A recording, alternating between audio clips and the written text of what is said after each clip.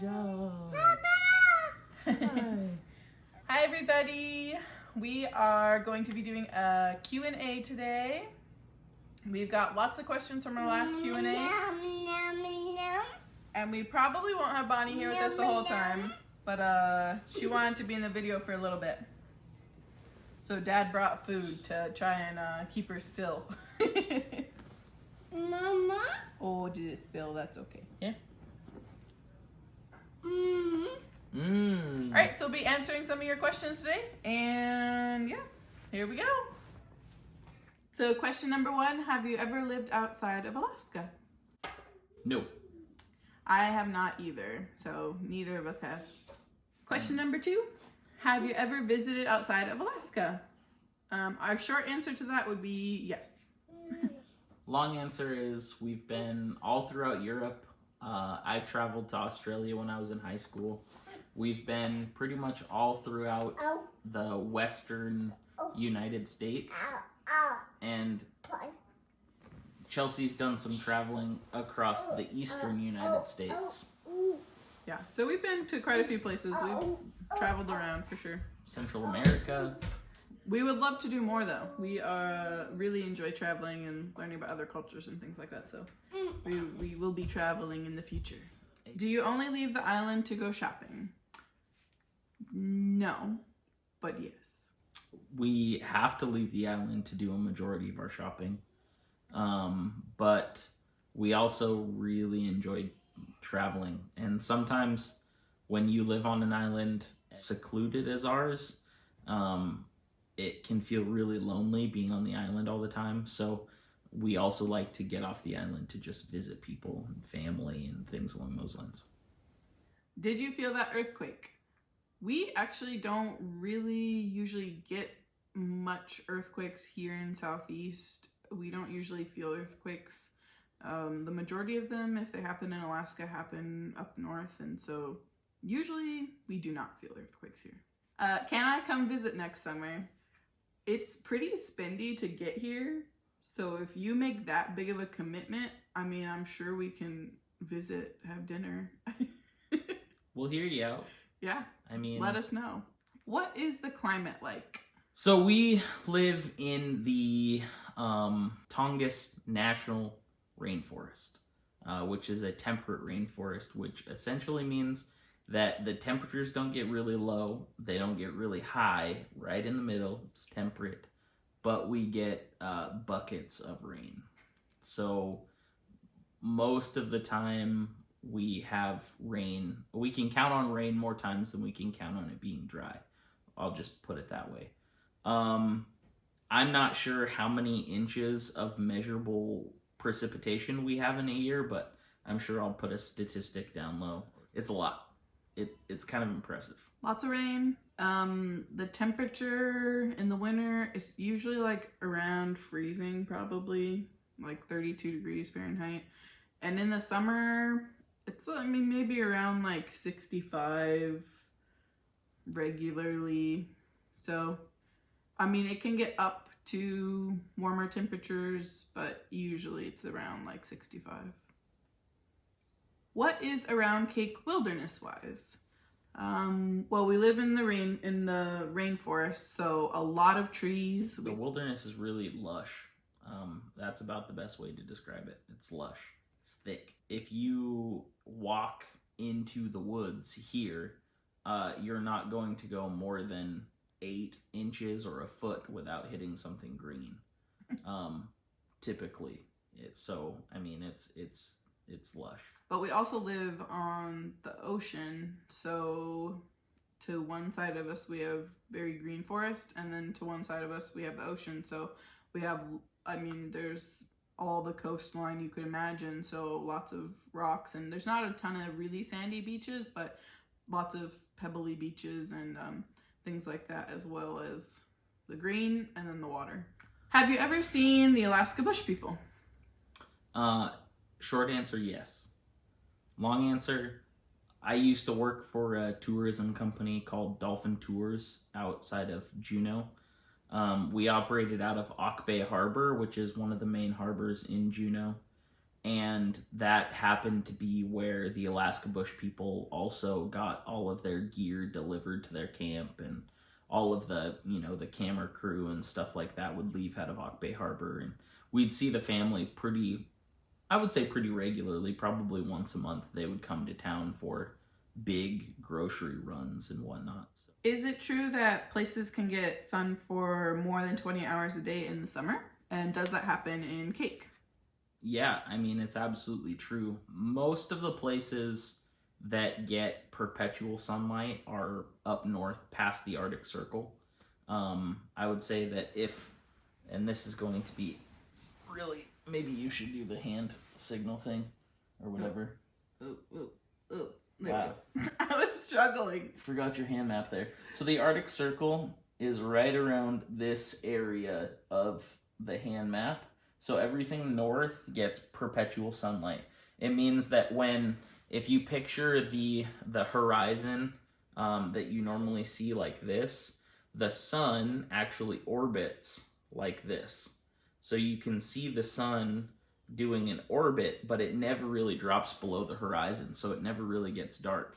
But that also means that there are times where you don't see sunlight in the winter for months.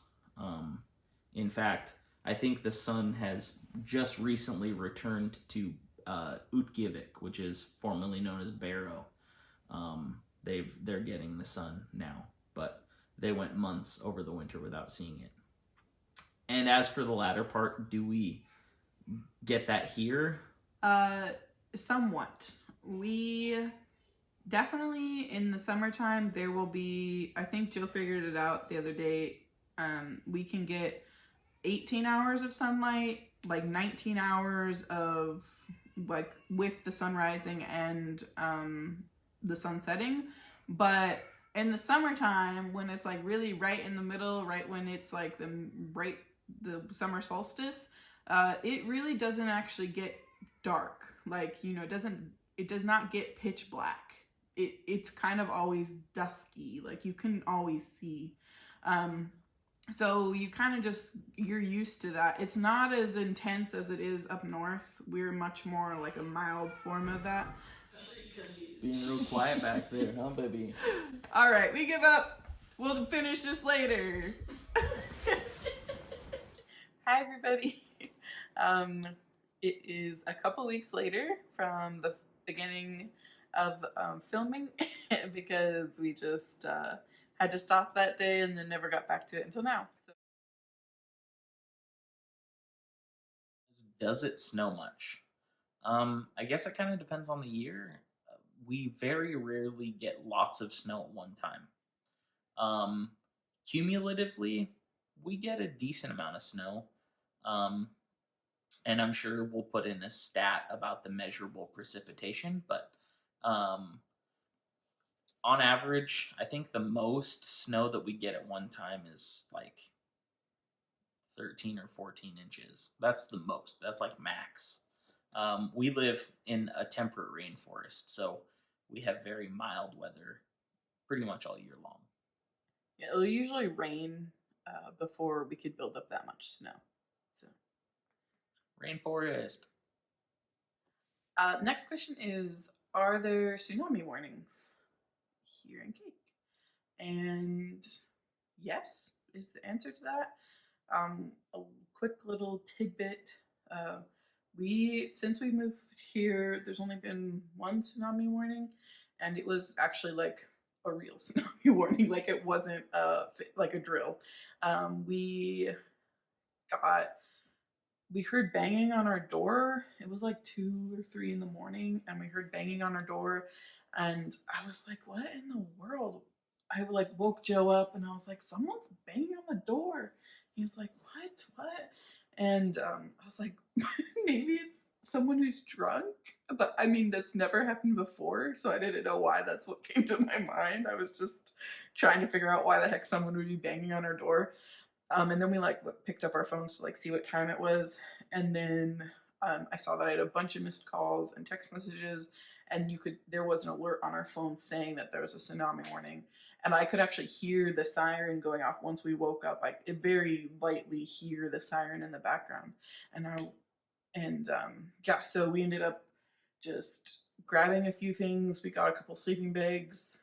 I grabbed our box of important documents, and I think that was pretty much all. And we got in the car, and this is before we had Bonnie, so luckily, or else I would have been way more crazy and grabbing too many things.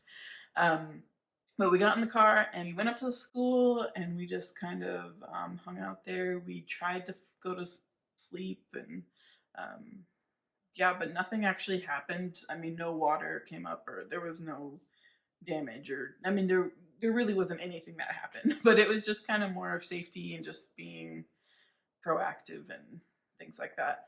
Um, Usually, I mean, growing up as a kid, I think that there had been a couple tsunami warnings every once in a while, but we never left the house. It was never like super big deal. And my mom always would tell me that it's because there's so many little islands that a tsunami would have to go through to get to us that it would just kind of like notch the tsunami down every time. I don't know if that's really how it would work, but that's how we would think about it. And The next question is, do we have any restaurants or takeout? We don't have restaurants, but people do have food sales, which is about as close to takeout as we can get. it's very unique, I think. It is extremely unique to village life. It would be like your grandma making extra food and saying, "Oh, honey, here's this extra plate of insert food name here," and then sending you home with it. It's all home cooked food, and it's all really delicious, and people pay money for it. The next question is what is your access to internet, cable, cell phone coverage, things like that? What does that look like for us here? We have basically AT&T is kind of really the only cell phone service we can really use here. And then with internet, we kind of have like a couple options. You can do like a satellite internet. It's pretty expensive to get started and keep going. We have a local Quan wireless. We have a local internet, which is still pretty expensive and it doesn't work super well. And then I think next year we're supposed to be getting access to the like satellite internet, which we'll see how that works. And then we just recently got ACS came in and started doing internet here, but we are on a list and I don't know when we'll be able to get it or if we'll be able to get it. So there are options, but none of them are like the most amazing internet, but it's better than none because there are some places in Alaska that still don't really have access to internet. So we're fortunate that we do have access to internet. Cable, we have DirecTV. We have access to DirecTV. We don't have cable because it was just another bill that we didn't really need. We use Netflix and like Hulu and things like that when the internet's working well enough. And we also have a lot of movies, so if the internet's not working, we watch movies. Where do people work is the next question. There's a number of places that people work. A lot of the primary industries in Kake are the school employs a lot of people, either for teachers or aides or other staff members. The next would be the city of Kake, and then OVK, which is a tribal organization. It's the Organized Village of Kake. And then Kake Tribal, which is another tribal organization. And then there's a local business, Sagebrush Dry, that will hire people. There's a variety of other places, the store, the fuel station. There's like tree thinning part-time throughout the year. That happens. And then there's other like seasonal jobs like fishing. Some people go and get on boats in other places. There are There's probably like a fleet of regularly like maybe 5 boats that are actually in Kake and are stationed out of Kake. So there's like 5 families that have fishing boats, and so they'll hire locally as well. The next question is, can we video the northern lights, or do we see the northern lights? Yes, we do see the northern lights. Sometimes, when it's been relatively, cold and there's a change in the weather, we usually get to see the northern lights. The toughest part is that it's pretty cloudy here almost every time the northern lights are out. In fact, I haven't seen the northern lights yet this year, and I probably won't see them till next year because it was cloudy every single time the northern lights have been visible for us. Yeah, and here in Southeast Alaska, it's a lot harder. You only really see mostly greens. Sometimes you'll get little bits of other colors in there, but we do not see the northern lights like you will see pictures of them up north. Up north, you get just all the colors in this beautiful. As far as the videoing goes, um, we can take pictures of them, but as far as video, we don't really have a high enough quality camera to video the northern lights. Next question is, do we get paid to be Alaskan residents? Yes, you do. It's a dividend from oil, and it is, I don't know, the price changes every year. It's always different. It's based on the stock market. It's nice to just kind of help offset the very expensive things that you have to buy when living in Alaska. Does the water ever get warm enough to swim in? Well, yes. But people will swim in the water all year round. It's actually a cultural thing that has kind of started to come back, and they call them like dips. And it's just, have you ever seen that person who does the cold water stuff where he like does a little like deep breathing and things like that? Well, it's a kind of a lot like that. I mean, the water is very cold, so like it's not fun. Like it's not like you're going into water in Hawaii and it's nice and warm. It's very cold, and so you really have to like work on breathing and like different things in order to like get into the water in the wintertime. In the summertime, it's still really cold, but it's a little bit easier because like it's warm. You usually won't go in the, I mean, it will usually be sunny, but it's still cold water. For the most part, you go in, you kind of start the first stage of hypothermia and get kind of numb, and but it's just kind of how it goes. That's the only way. There's no like pool. We don't have a pool here. There are a couple lakes that people will go swimming in, but they're still cold too. So yeah, the water doesn't really warm up that much, but we still go swimming in it. The next question is, does it get so cold we have to stay inside? No, it never gets that cold. Like I said earlier, we live in a temperate rainforest, so our weather's pretty mild year long. The coldest that it gets will probably be 0, and then the warmest that it'll get would be sometime, 75 is a hot day in Kake. So that being said, at 0 degrees, people tend to stay inside, but there's no reason why you have to stay inside. You're not going to get, frostbite or anything like that. So people will usually adventure year round. The next question deals with tides. So what are the tide levels and what do they mean? A minus tide versus a normal tide, high tide, etc. Well, the easiest way to explain a minus tide and a plus tide is the 0 mark is the average of all of the tide changes. That's your average. That's your baseline. So a plus tide is how many feet above that average you're at, as well as a minus tide is how many feet below the average you're at. So like a minus tide, when we're talking about going clam digging, means that the tide's going to be out further, so we can walk further on the beach because the tide is out further. And then we do think about high tide when we are going out on our boat. We really are very conscious of high tide because it's there's some places that you can't get through if it's a low tide. The next question is, why is the water close in some videos and far away in others?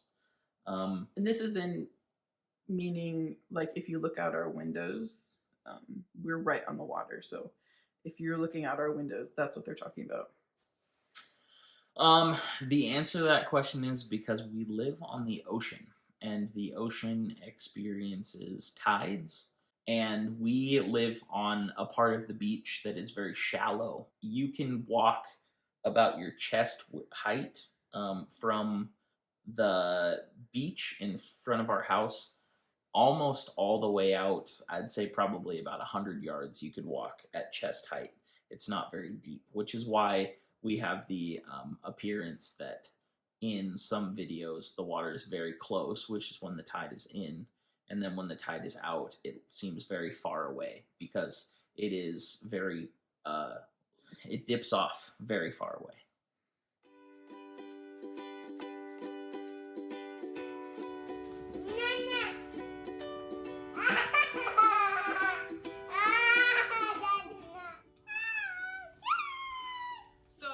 What's your favorite color? What's your favorite animal? Do you like apples? Nope. Do you like ice cream? Nope. Do you like muffins? No. Do you like water? No. Do you like potatoes? No. Do you like bacon? No. Do you like cucumber? No.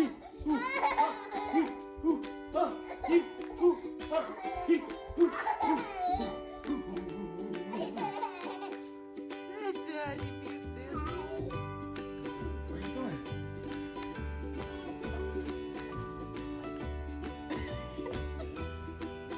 You trying to get your muffin?